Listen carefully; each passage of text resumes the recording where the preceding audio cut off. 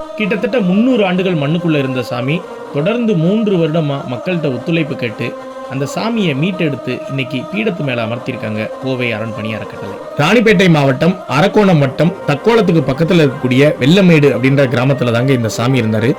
300 வருடங்களா மண்ணுக்குள்ள இருந்த சாமியை கடந்த 3 வருடத்துக்கு முன்னாடி கோவை அரண்பணி அறக்கட்டளை மண்ணில இருந்து மீட்டெடுத்து வெளியில வச்சிருந்தாங்க. 3 வருடங்கள் தொடர்ந்து மக்கள்கிட்ட ஒத்துழைப்பு கேட்டுக்கிட்டே இருந்தாங்க.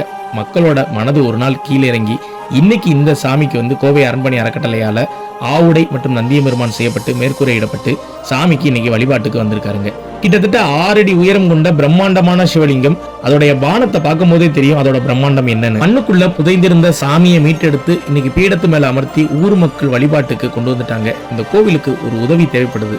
அது என்ன அப்படின்னு நம்ம பார்க்கும்போது இந்த சாமிக்கு கீழே தளம் அமைக்கக்கூடிய பணி இருக்குதுங்க. அந்த பணியை யாராவது ஒரு டோனர் ஏற்றுக்கிட்டீங்க அப்படின்னா ரொம்ப சந்தோஷமா இருக்குங்க. ஏன்னா கிட்டத்தட்ட ஒரு 300 ஆண்டுகள் வழிபாடே இல்லாம மண்ணுக்குள்ளேயே புதைந்திருந்த சாமியை மீட்டெடுத்து வெளியில வந்திருக்காரு. அவருக்கு ஒரு உதவி நீங்க நிச்சயம் செய்யணுங்க.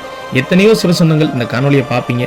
உங்களால முடிந்தா அந்த உதவியை செய்யுங்க. அப்படி இல்லை அப்படின்னா அந்த காணொலியை நிறைய பேருக்கு தெரியப்படுத்துங்க. நீங்க காணொலியை ஷேர் பண்ணும் பட்சத்துல நிச்சயம் இந்த சாமிக்கு தளம் அமைக்கக்கூடிய பணியில ஒரு உதவி கிடைக்குங்க. முடிந்தா ஸ்கிரீன்ல தெரிற நம்பருக்கு தொடர்பு கொண்டு என்ன உதவி வேணும் அப்படின்றத கேட்டு தெரிஞ்சுக்கோங்க. முடிந்த அளவு இந்த காணொலியை நிறைய பேருக்கு ஷேர் பண்ணி தெரியப்படுத்துங்க. ராணிப்பேட்டை மாவட்டத்துல இப்படி ஒரு அழகான சிவலிங்கத்தை கோவை அரண்பணி எடுத்து வச்சிருக்காங்க அப்படின்ற தகவலையும் வெளி உலகத்துக்கு ஷேர் பண்ணி தெரியப்படுத்துங்க.